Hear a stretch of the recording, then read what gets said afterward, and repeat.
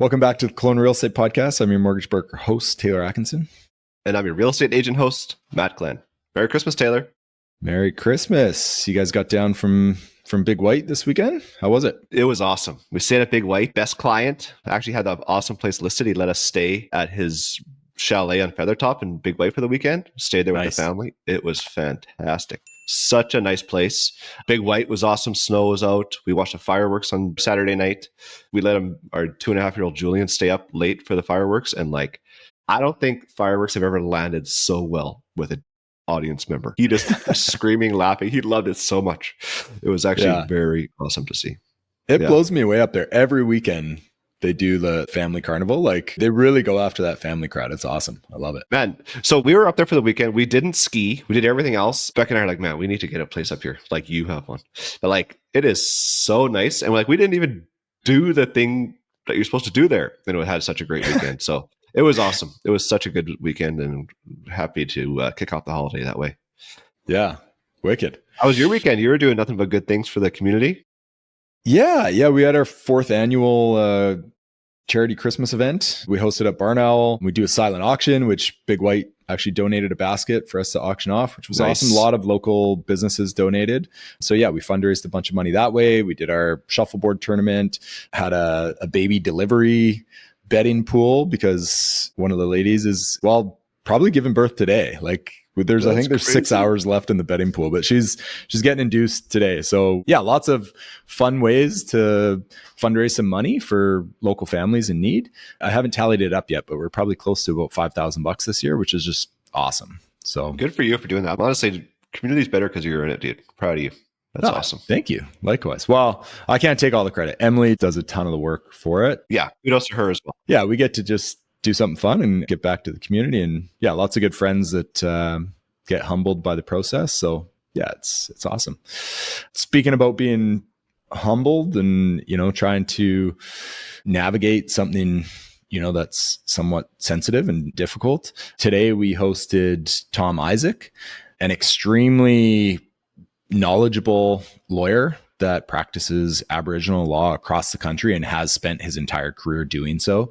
So I think anyone that has been following the news in the last 6 months has probably seen Cowichan tribe court case going on, specifically mostly to Richmond. So far, but it does seem to be bleeding to the rest of the province for sure. It is definitely going to impact the rest of the province. We're very grateful to have Tom on the show. He articulates what's going on incredibly well to kind of summarize what has happened and what is, continuing to happen. Because we talked to him on Tuesday, and there's been some news since. A lot, yeah. So we'll just kind of start by saying this has been one of the longest court cases in Canada, although we're only really hearing about it from the news side, recently, but 513 hearing days over the last 5 years. And the court's decision was to award Aboriginal title, which essentially they're saying can coexist with fee simple private ownership. And it just by law, it just cannot. So Tom kind of dives into that. And essentially, from that decision, we have 18 months until everything can be submitted. It would likely then go to the Court of Appeal, which is the next level up. And then from there, if it needs to, it goes to the Supreme Court of Canada. And a similar case has happened in New Brunswick. And again, last week on, I believe it was Thursday or Friday, they actually announced that they would not be moving forward with awarding Aboriginal title. So they would be keeping fee simple in place. So similar court case, just farther along, kind of a different result in New Brunswick than what we have in BC. Yeah. And I think Tom alluded that would kind of set the precedent in BC. Now, totally different provinces, totally different, decision capacity. So, I don't want to say it's going to happen here because it happened there, but it was interesting to see that. In our episode, Tom was looking forward to what was coming out of New Brunswick. So we now have that answer. Yeah. Yeah. One of the clips or quotes from the judge, and I'll just paraphrase it, was essentially, if they awarded Aboriginal title, that would be the furthest thing from reconciliation. That is just not the way forward. And we kind of understand the irony of this situation, and we don't take it lightly. There's no solution. How do you provide reconciliation on something like this? It's just a very difficult scenario. So Matt and I are, we just want to provide the content on our platform and speak with someone that knows a lot more about this than us. So that's why we had Tom on the show. Yeah. And then Tom also in our show was calling on Premier Eby to start making some statements and helping out a bit. And so our show is on Tuesday, and on Wednesday, sounds like he did. So from EB says, to face such dramatic, overreaching, and unhelpful court decisions as we have seen over the past couple of months is deeply troubling. As Premier said, we will fix this because the uncertainty this case creates is toxic to the work we have to do with First Nations and businesses and the economy that we have to grow. It is hard to understate the damage that could be done or has already been done to the public support for the delicate, critical, and necessary work we have to do with First Nations. So it sounds like David Eby is kind of pissed about the rulings and wants to get them figured out. Yeah, and he's also gone on record again, this was very recently, that the province of BC will be offering $150 million to basically back financial institutes so they have the security to either refinance or complete on purchases in the Richmond area. No idea how that actually plays out. I think it's just a confidence play, right? It is. Yeah. I mean, someone could say that the damage is kind of done. Anyone that has ownership in Richmond right now is probably struggling for resale or lost value, or just like that uncertainty is going to cause a lot of stress. Even if the banks could refinance, like, what's the appraiser going to think about this? You know, like, it's like with the comps, it's just going to affect the comps in the area, right? Like things are not going to likely sell. Tom Isaac actually points out, that might be a little bit of an opportunity. There was some optimism from him in terms of like, this will get settled because the alternative is impossible to think about. Well, and also, where does it stop? Is it just like, man? Yeah. It could be like a total, like, major shift in real estate in Canada. And this is, like we said at the beginning, this is applicable across the province. We have, I think what Tom was saying is, some of the longest history and most amount of First Nations tribes in Canada. So I think we have the most tribes, right? Like there's like 200 plus. Yeah, there's over 200. Yeah. So all of them have their treaty claims. We're blessed with the culture, but this is something that needs a lot of attention, and it probably hasn't been getting a lot of attention, or maybe some of the wrong attention. So anyways, I think, we'll just let you guys listen to Tom. He's fantastic. He also states that, you can sign up for his newsletters and blogs that he gets out there. He's also on the news quite a bit. So he is. Yeah. Yeah. Super fortunate to have him. Yeah. So yeah, give it a listen, and hopefully you guys have a great Christmas and New Year's, and we'll see you guys in 2026. Yes, sir. All right. This episode, like every episode, sponsored by Century 21 Assurance Realty, best brokerage in the Okanagan. Not just the Okanagan. We're talking and surrounding areas, Kamloops, Kootenays, East Kootenays. Yeah, we're the brokerage that's everywhere. Also, we're growing. We just kind of merged with executive property management. So we now have quite a sizable property management division as well. So if you are a investor looking for a property manager to help with you with your portfolio, or if you're a buyer or seller looking for an agent, or if you're an agent looking for a brokerage, Century 21, it's a place to call. You can even just call me and I'll love talking about it. So enjoy the show, you guys. Merry Christmas. See ya in 2026. Okay, Tom Isaac, thank you for joining us on today's show. We've been patiently kind of waiting to have a guest of your caliber. Can you just quickly kind of give us a background of who you are and what you're currently practicing? Sure. So, my name's Tom Isaac. I'm a lawyer. I've been practicing in Aboriginal law for a long time, and I started my career in the public service. My first job was with the government of Saskatchewan, and then went up to the Northwest Territories and helped set up Nunavut, and then I was chief treaty negotiator in British Columbia. And for the past 25 years, I have focused on an Aboriginal law practice in every province and territory of Canada. Work primarily for industry and public governments. Not all those mandates are public. Very proudly have started working with some Indigenous governments on, the right matters where we can add value. And so I've been doing this my whole career. I've published a lot in the area. I appear in a lot of courts across the country. We have a large group. Awesome. Have you done any work within the West Kelowna, Indian Band there? Oh, yeah. Very familiar with the Kelowna area. I've worked on some infrastructure projects without getting into the details. Yeah. And know that area very well. Just bought a condo in Kelowna. Oh, nice. They're trying to help. Yeah. And actually very proud to now be at least a partial resident of Kelowna. At least my son going to UBC is. Like to hear that. Yeah, no, it was great. And I mean, there was a point when I was in Kelowna, that whole area, probably twice a month for at least 3 or 4 years. Oh, really? And, you've got, West Bank First Nation, got some very good memories of working with them, very productively, I might add, on helping build out infrastructure for all people who live in the area. Yeah. Nice. Well, I mean, to jump on today, because we have so much information to cover, can we just kind of talk about Cowichan Tribe versus Canada? What has happened over the last few months? Obviously, this has been quite a long court decision, I guess, to summarize it. But can you just give us high level what's going on and we can discuss it from there? Sure. There is a lot, so I'll try to be very brief. The claim was originally filed in 2014. The trial ended in 2023.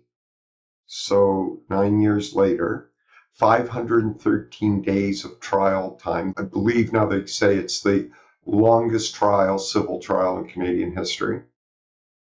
And then almost 2 years to get the reasons from the court. So the claim, ultimately, at the end of the day, was for approximately 1,800 acres of land in the city of Richmond, a declaration of Aboriginal title on those lands. Aboriginal title is a right to the land. It's the Aboriginal right to land. It's not an interest in land. We'll talk about that maybe a bit later. Yeah. It's a right to the land. And then at one point, before I get to the decision, this is important, I think. Yeah. At one point, some folks came forward and said, hey, shouldn't we give notice to the other folks within the 1,800 acres that aren't named? So you have Canada, BC, named the Airport Authority, Powassan, Musqueam, and the city of Richmond. And the court decided, no, we don't need to give notice to the other landowners, and those owners include businesses, some large, some small, and private homeowners. We don't need to do that because the decision won't affect them. Okay, so remember that. We're going to come back to that in a few minutes. So fast forward to August of this year, and the reasons come out. And the judge found that there is Aboriginal title on 800 of the 1,800 acres. So you've got now black line around 800 acres. The judge said, I'll give 18 months before my decision takes effect. And in the meantime, British Columbia, you need to go negotiate with the Cowichan to sort out all these other private landowners that were part of the litigation, but whose land now is encumbered, as the judge put it, with Aboriginal title. The judge said that the Land Title Act on the 800 acres doesn't apply. Think about it. If you own land right now, you rely on the Land Title Act, and specifically it's Section 23 and 25. The whole Land Title Act's important, but as a lawyer, I like the whole act, but it's 23 and 25. And what those sections basically say is, see this title? This means something against the whole world, including the government, that you own this land.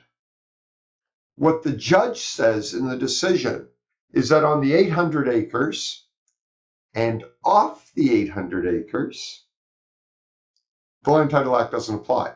But she doesn't invalidate the title, interestingly. So she says you get to keep your title.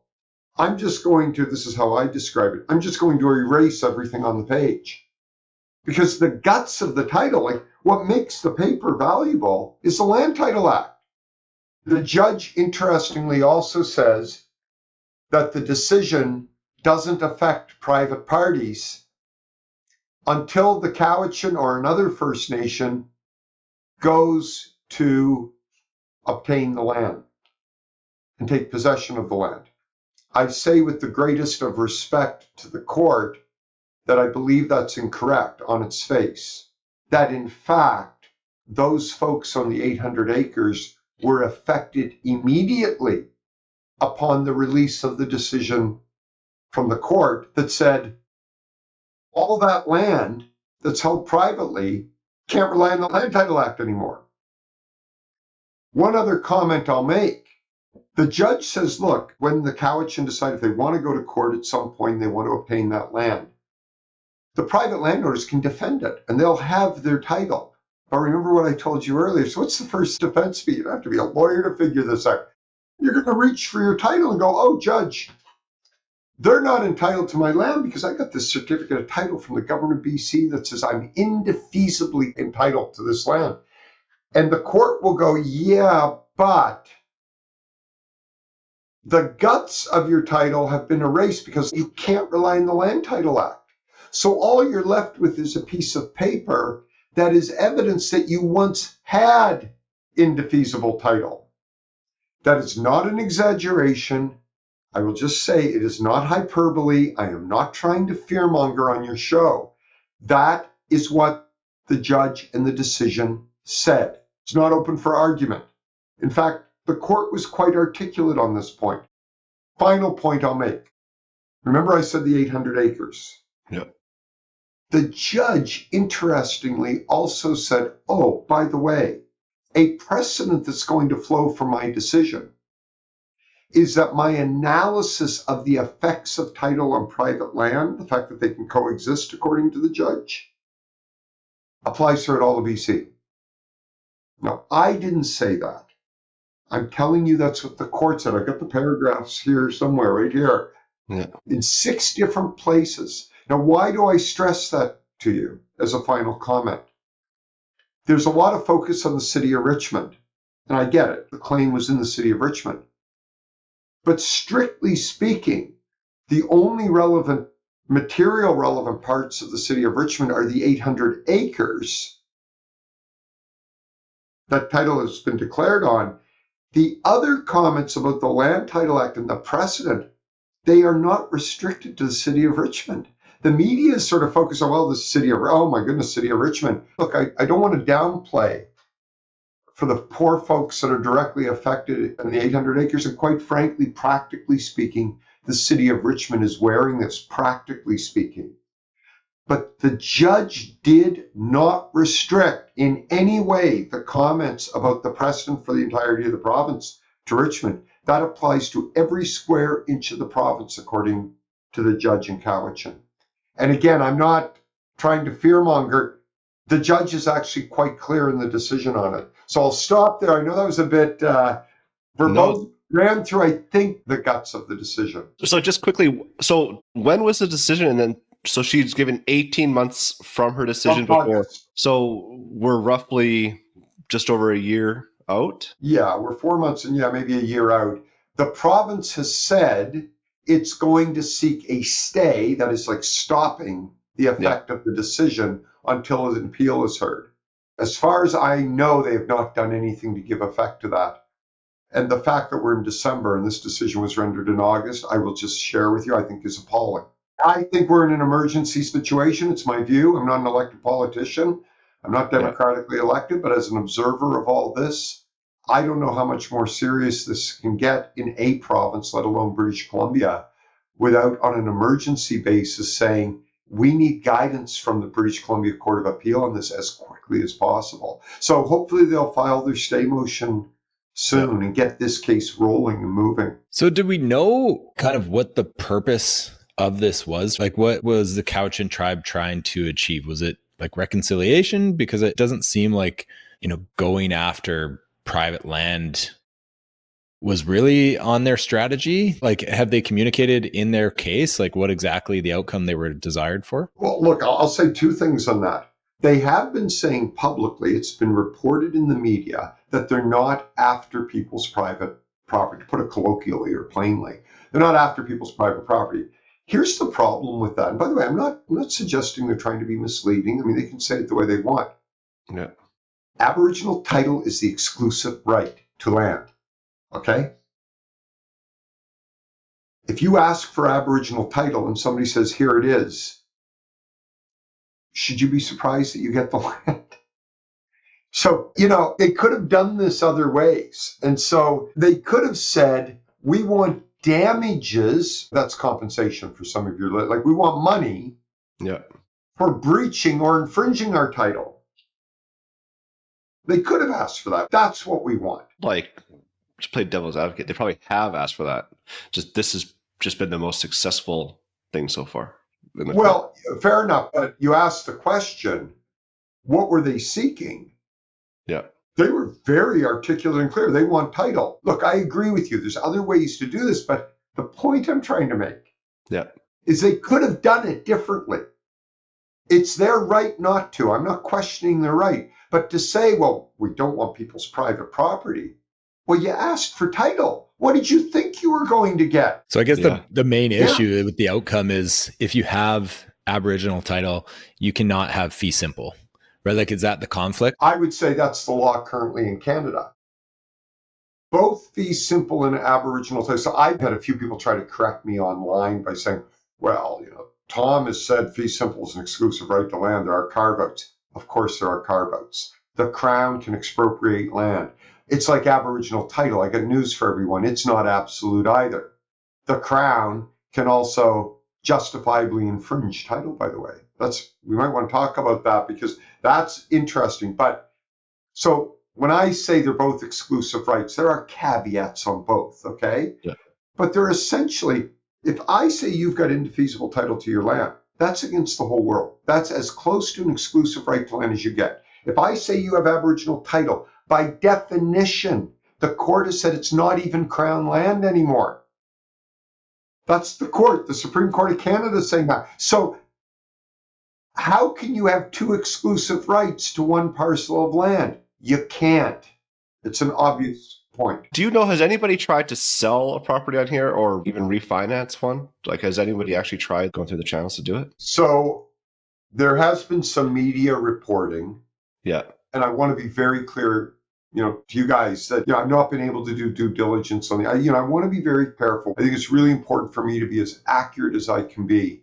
Yeah. I've not done my own personal due diligence. There was one person, I know one guy was saying he couldn't get his mortgage renewed. I will tell you, I know that Montrose has been public in the media, and I have no reason not to believe them in terms of the direct effects. I think that was just this week, in fact, that they were in the media saying financing and lenders and all sorts of issues. But here's what I can tell you. I know of two examples, firsthand knowledge, of two commercial purchases in the 8-digit range, okay, the tens of millions, of two commercial parcels, two separate deals, not on the 800 or the 1,800 acres, trying to be really clear, but within the city of Richmond. Both of those deals fell apart because the purchasers walked away, and in both of those instances, the only reason that was given was a lack of certainty in British Columbia's land title system and the Cowichan decision. Now, that's my firsthand knowledge. So I can tell you that definitively. Talking to colleagues, I know the firsthand. Yeah. I think if you take the media reporting and what's out there, and you discount it by 50%, there seems to be a lot going on. I think if you err even on the side of caution, and remember, we're only a few months into this. Nobody's even heard this podcast yet. That's right. Yeah. I think from a financing point of view, I've seen the media exposure on that as well. Hard to say, right? Like, lenders don't really want to comment on something that's not solidified either. But in terms of like the value or damage from the resale, for sure, even just that lack of, confidence from a buyer, absolutely that's going to affect it. Anyone suggesting this hasn't affected the market, look, we could debate how much. And I don't do what you guys do, right? I don't pretend to be, I just buy properties for myself. There is a buying opportunity right now in all of British Columbia, which isn't great in some ways. Yeah. But anyone suggesting that there has not been a direct and immediate effect on the market, come on. Like, look, we can debate how much, and again, maybe above my pay grade to debate it, but absolutely a direct effect. I mean, the softening in the market seems to be on a weekly basis from what I'm observing. And I'm not blaming that all. And I'm not blaming Cowichan Tribe, first of all, so I'm not blaming the First Nation. I'm not going to put that all in the decision. I think that's unfair to put that on our courts. I would say the government of BC needs to be much more bold on what its next steps are going to be, though. Obviously, we're super interested in the real estate implications, but what about things like policing on that land or like bylaws? Because I know, like, from our neck of the woods, when you get into the West Bank First Nations, there can be different laws when you go into reserve. Like, is this reserve land or? Yeah, it's not reserve land. So reserve land is run under the Indian Act system, which is a statute, a law. Aboriginal title is constitutional. And here is what I'm going to be very clear. I'm going to use direct words from the Supreme Court of Canada. If it's Aboriginal title, it belongs to the First Nation. It is no longer Crown land. I'm using my direct quote. It's not Crown land anymore. Yeah. The First Nation would have full jurisdiction on that land for the most part, unless the province and the federal government wants to justifiably infringe on that land. And then in that case, the courts have been very clear that the ability to justifiably infringe on Aboriginal title land is, now I'm using direct quote, fairly broad. Okay. But our governments don't like using that language because it might offend someone.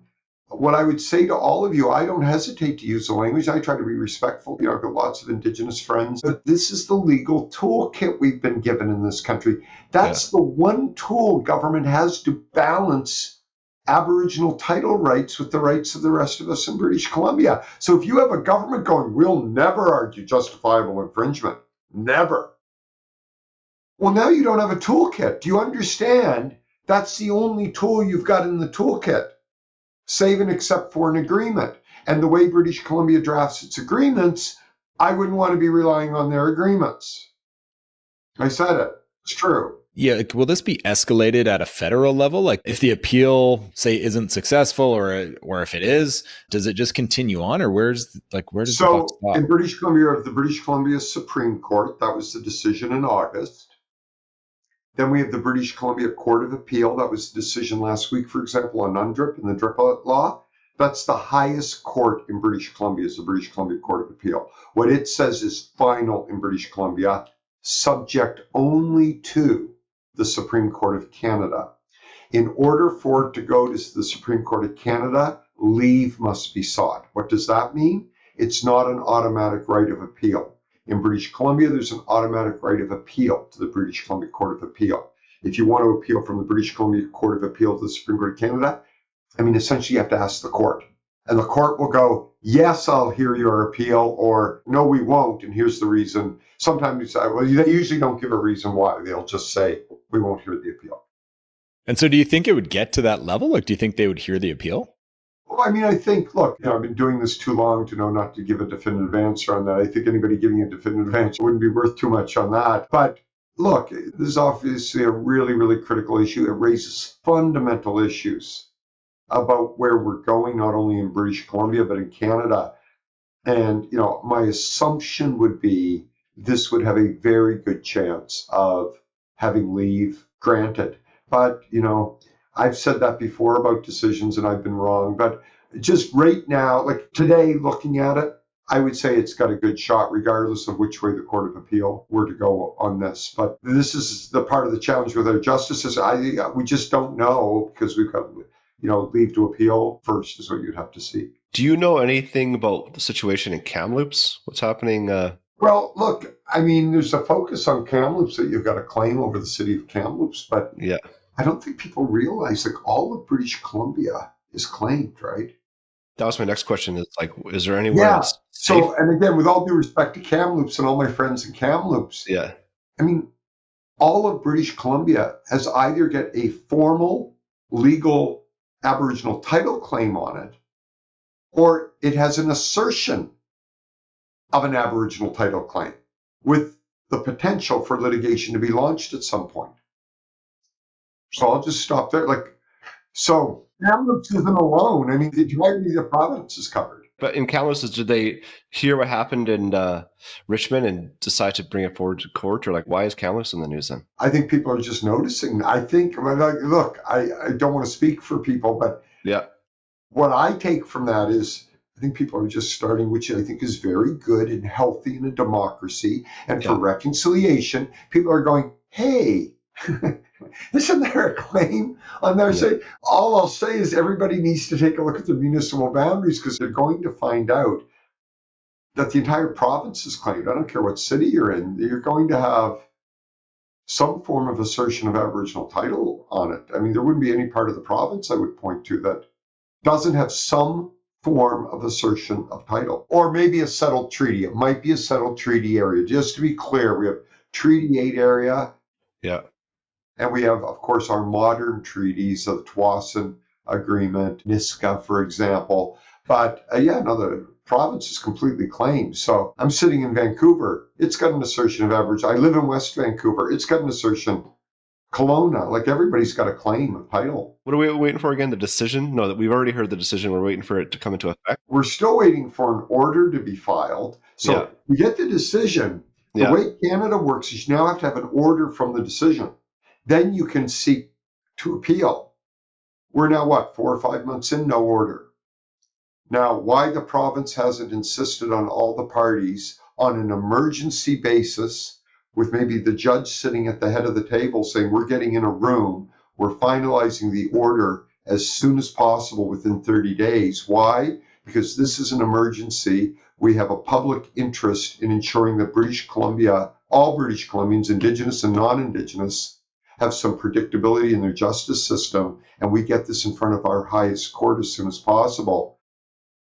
I haven't an order yet, and I don't know when it's coming. I suspect it's 2026 sometime. This, to me, is the big issue, is there is a role for government to play here in terms of leadership, and very disappointed with what I'm seeing. I mean, with that said, I guess, and this might be a tough question, but what would your decision have been? Like if you were the judge, or like what would you like to see the outcome now? What I would have said is that the granting of fee simple interest extinguished any Aboriginal title. That's what I would have said. And it's possible, and the Crown should go back to the negotiation table, even if there isn't a direct legal remedy. In that instance, the Crown needs to do the right thing and negotiate a solution with whatever First Nations one were to ultimately conclude had title. Or I could have said, I find the title existed here, but it is justifiably infringed by the granting of a fee simple interest. Crown, you owe them some compensation. This isn't rocket science, and I say that with respect. I mean, putting people's private property on the chopping block isn't reconciliation. There, I said it. Stand by it. Sorry, but that's not all of us living together. And, we are a settled country. I'm not moving from British Columbia. I got news for everyone. So we've got to learn to live together. And our Indigenous friends, and I feel very strongly about this, have a right to justice. This country voluntarily amended its constitution. And until we do other amendments to our constitution, we're bound by that constitution. I've got lots of Indigenous governments. They have every right to pursue their claims. I want to be very clear about that. It's a free country. That's what makes our country great. But there's an obligation on our public governments to govern and to lead and not hide behind double speak and triple speak. I travel the country, right? So we work across Canada. What's the biggest issue in Aboriginal law? And I have been giving the same answer for 2 decades. There is no problem in Aboriginal law. I mean, look, we got gray areas. The Cowichan decision, don't get me wrong. We've got to get some of that public government, public government, public government. The lack of a long-term sustainable public policy framework within which to deal with these claims in British Columbia is palpable. And we all know it. And I'll say it. We all know it. We all feel it.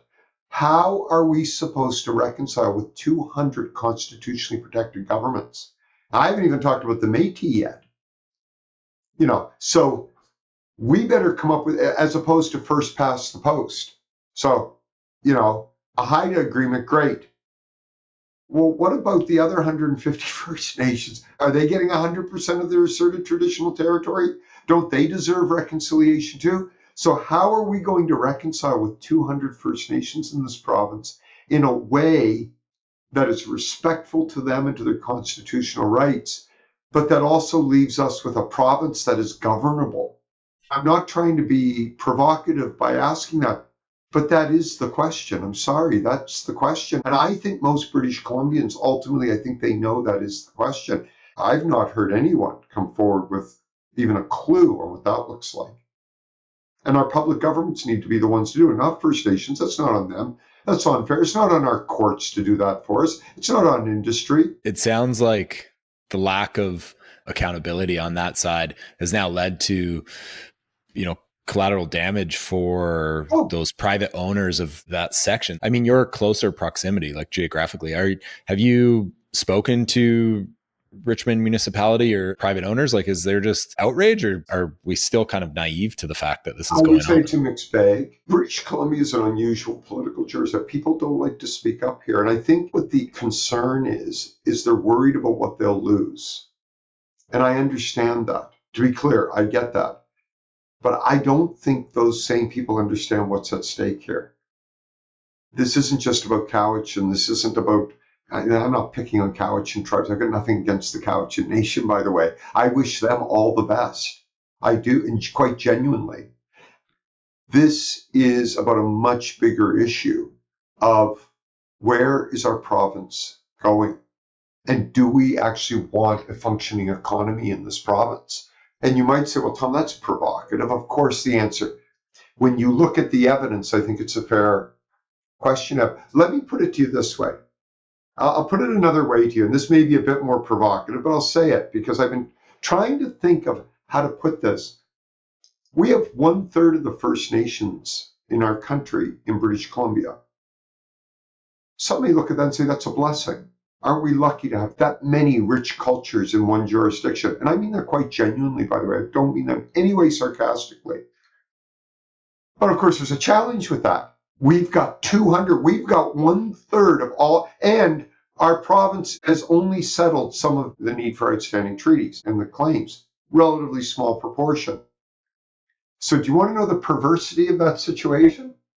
In terms of affording reconciliation in a way where we can still keep a healthcare system and have roads and maybe someday buy some new ferries, we have a need to have more mines, more pipelines, more nuclear, more forestry, more mining, proportionally than any other jurisdiction in the country. I said it. It's true. How are we going to afford this? Again, this is the perversity of the situation we find ourselves in, that in order to meet the obligations that our public government has, the idea of leaning away from development, we're in the opposite situation. We need to be developing at a rate that exceeds any other jurisdiction proportionally in the Federation, because we have a much bigger task in front of us. Yes, Nova Scotia, Prince Edward Island might have some outstanding claims. They are dealing with maybe a dozen First Nation, 2 on Prince Edward Island. We've got 200. The numbers don't work here unless you have the single most robust economy in the country. So we've not come to grips with this, and we're doing the opposite, it feels like. So please challenge me on what I just said to you if you think I'm great on this. No, so you're saying to ramp up the resource extraction and all that to pay for basically reparations. Well, how are we going to do it then? So somebody needs to lay out to me the economic plan of how we're going to reconcile with all 200 plus First Nations and the Métis in British Columbia and still be able to have healthcare, education, roads. Again, I'm not arguing against reconciliation. I don't want anyone to, the opposite. I'm in favor of reconciliation. I'm a big supporter. But if we don't have the honest discussion of, well, okay, we've only got so much land. Land is finite in this province. How are we going to construct an economy that respects all those individual Indigenous governments and still allows us to have the capital and resources to do reconciliation properly? Well, I don't think you have to be again, as I say, the crunchiest chip in the bag to figure out, we don't have the answer to that question right now. All you have to do is look at the BC economy. And we haven't even dealt with the majority of First Nations yet in this province, remember. They're not at the table. They're not getting the attention. So I hate to rip the bandage off like that, but I think we're at a point no one else seems to be talking about it, so I'll say it. So obviously this is a pretty monumental decision in the court. And now you have people like you and more people talking about, well, we just need to start coming up with some money to just pay them to settle these old, obviously the unceded land and all that, all the lingering issues, right? Is that kind of what? Well, yeah, I mean, I'm not sort of saying just pay them. What I'm saying is that capital is finite. Yeah. Resource, there's only so much land. We can only grow our economy so big, but it better be bigger than what it is today, and by a significant margin. All of us know how our standard of living has dropped. I talked to a lot of I talked to a lot of Canadians. Yeah. Everybody is feeling it across the country. I haven't met a British Columbian yet that feels like their standard of living hasn't dropped in the past decade.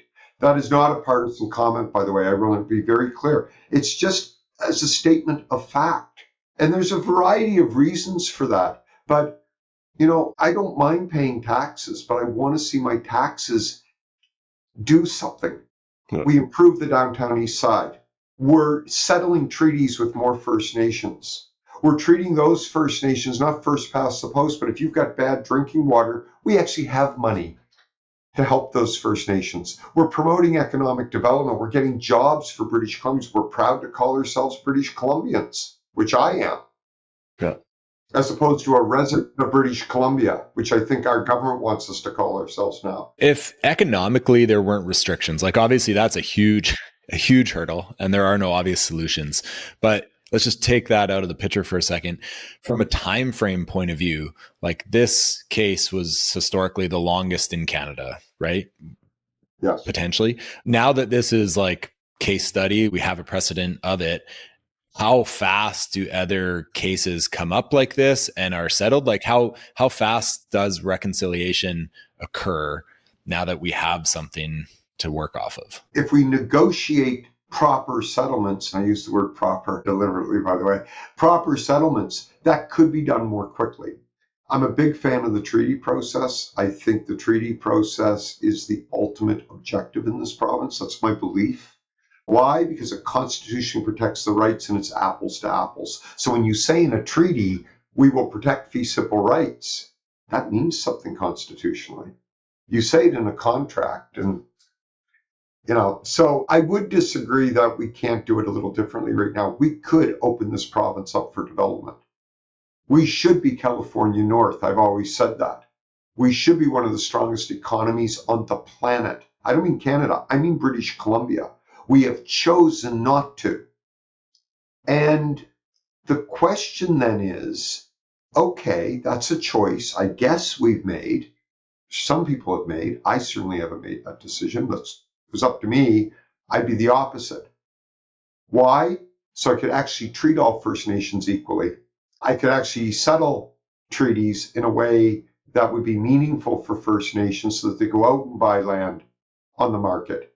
I would not take people's private property away. I'd do everything possible to protect people's private property. These are the kinds of core principles we need to land on.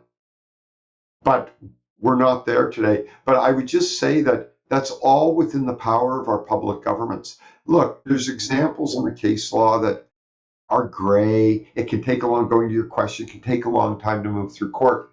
But our governments today have a full suite of tools in front of them. They choose not to use them. And they will justify why they don't. And people will need to judge whether that they've been successful in that.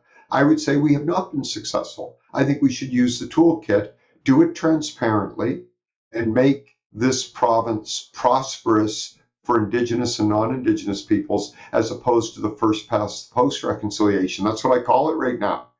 And I'm not going to name the First Nations because I wish them well, and I'm happy to see them doing well. But we all know what I'm talking about. My Indigenous friends know what I'm talking about because many of them aren't first past the post. They're not the ones that get the deputy ministers coming to visit them. We can't be running the province that way. We got 200 plus Indigenous governments in this province. They all deserve to be treated with respect. as do the non-Indigenous citizens of this province. So we need to rethink and recalibrate the way we've been doing business. And I'm not just blaming the EB and the Horgan governments on this. It would be unfair of me to do that. I'm not. They've exasperated it. They really have. But this has been building for 3 decades through successive governments in British Columbia of pushing off the big questions and not coming up with the ultimate point. So you think if we negotiated earlier, it would have never got to court? Maybe, maybe not. I mean, there's a right in this country to go to court. And that's simply the reality of Canada. The issue is, what do you do when you go to court? Do you go in there and vigorously defend fee simple title and say, we either do it this way or we will amend the Constitution to protect private property rights? To me, that would be leadership. That's what's needed. I don't think that's offensive to reconciliation. There will be people that disagree with me. They're entitled to disagree with me. But we need to have a civil dialogue on this. I guess for people that are currently, I mean, we'll just maybe move out of Richmond, say Kamloops or West Kelowna or pretty much anywhere in the province. Well, I think it's more Kelowna issue than West Kelowna. West Kelowna's already... I'm just thinking if people are nervous or cautious or want like a tangible takeaway from this to say, okay, here's what I can do to potentially mitigate anything moving forward to my fee simple. Is there anything like, is it just, hey, I'm going to sell my house and get out of the market and vote for different government? So I'm not laughing at your question. It's just, I laugh at questions all the time. So. Yeah. Don't worry about it. I'm trying to be polite. Yeah. So no, the reason I'm thinking is that, I mean, the reality is the individual is almost powerless in the situation. And this is why I keep calling on our public governments, both the provincial and the federal government. The federal government's got to step forward on this too. This is about the economy of British Columbia. And we are part of the Federation after all. And so I don't know what to say to that question. I understand it's the core question for your listeners, but I think there's an opportunity right now. So I ultimately believe there's only one answer to this. So here's my answer. I ultimately believe that at the end of the day, indefeasible title has to stay indefeasible title. Now, why do I say that? I say that because the alternative is bleak. It would mean that we would be the only jurisdiction in any of the Western economies where your indefeasible title is defeasible. I don't have to tell both of you, I know what you do and your expertise, or any of your listeners, what that means. That is bleak is probably an understatement. So I believe that ultimately the courts will do the right thing and say, no. This was never the intention of Section 35. You know, reconciliation has got to be a two-way street. It's not a one-way street. We know this already. So is that sort of an answer to your question? I mean, and in the meantime, it's a buying opportunity as the market slumps. I'm not blaming it all on the Cowichan decision, to be very clear. I think we're already in a market slump. It doesn't help, and I'll stand by that. I don't think, is somebody going to debate that with me? It doesn't help. But I think there's opportunities right now, and I think people have to make that individual decision, you know, where they're at. I mean, I feel for people maybe towards retirement that were waiting to sell their home. I'm worried to see what happens in 26. The lenders have not been vocal about it. I think in some ways that's a good thing. The problem is that the province takes that as acquiescence. This is the problem in British Columbia. We've had this for 3 decades. And again, I'm not blaming the current government alone. Yeah. I've been saying this. Nuance and subtlety with this government get you nowhere if it's not directed. So that's the problem. Is there somewhere you can look up to see where there's a claim? There's no one site, but on the Government of British Columbia website under Indigenous Relations, they have their claims page, and you can see where First Nations claim throughout the province. And that's actually a great resource. The Treaty Commission is a great resource, and the Federal Crown Indigenous Relations website. That's where we go, quite frankly, to get where the claims I feel like there's an app opportunity here for someone to fire up an app that you just type in your address and see how many. Yeah, unfortunately, that's a good idea. I wish I didn't have to say that. That's actually a good idea. I mean, the problem is, though, is look, we can live with assertions of title. I want to be clear. We've lived under assertions of title. First Nations have a right to assert title. The issue is, what is our public government doing to have a game plan on how we're going to get to ultimate reconciliation? And we don't have that. And we haven't had it. And we need that, and we need it pronto. And we need leadership statements from our government on what they're going to do to protect our markets. And it's not enough to say, well, we're going to file an appeal. Great, good. We're in an emergency situation, and I think it demands an emergency action. I mean, this is why we have governments, is that when we have an emergency, I don't know what you guys are feeling, but I talk to a lot of people. I meet a lot of people every week across the country, but lately in British Columbia, I live in BC, but I've been meeting a lot of people in BC lately. There's a hungry need for leadership right now. I think people would welcome really clear, crisp leadership from Premier Eby right now. I mean that very genuinely, even towards him. We need that right now in this, regardless of which party you vote for. There's a hunger right now for crisp, clear leadership and guidance about where this province is going. That would be welcomed, I think, by everybody. And I think that answers a bit of the earlier question, except then it's up to people to call their MLAs and go, please give some clearer guidance. What should people be looking out for? Like, what's the next step? Like, what's the next thing that's going to hit the news? We are waiting for a decision from New Brunswick. Very different case, but ultimately dealing with the role of private property in Aboriginal title. That decision is coming very, very soon. Okay. So, and that'll be from an appellate court. Remember I said the lower court? Yeah. The court of, well, in New Brunswick, the Superior Court is the New Brunswick Court of Appeal. The next court after that is the Supreme Court of Canada. That decision is coming soon. Second, the Cowichan decision, waiting for the order to be settled. And remember, Montrose has a motion to be added as a party to that. And so I believe that motion needs to be heard first. I believe. I could be wrong on that, but okay.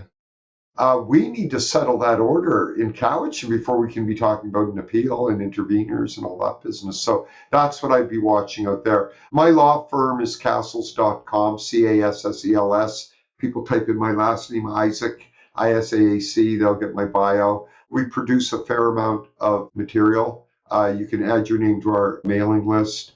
And look, I really thank both of you, by the way.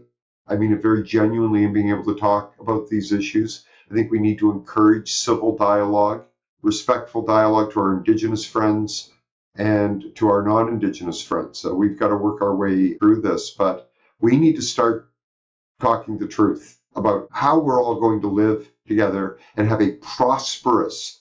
It's one thing to live together, but if it isn't prosperous and it's not attracting capital, it's not going to be a very nice living arrangement. Like living with a spouse, no income coming in.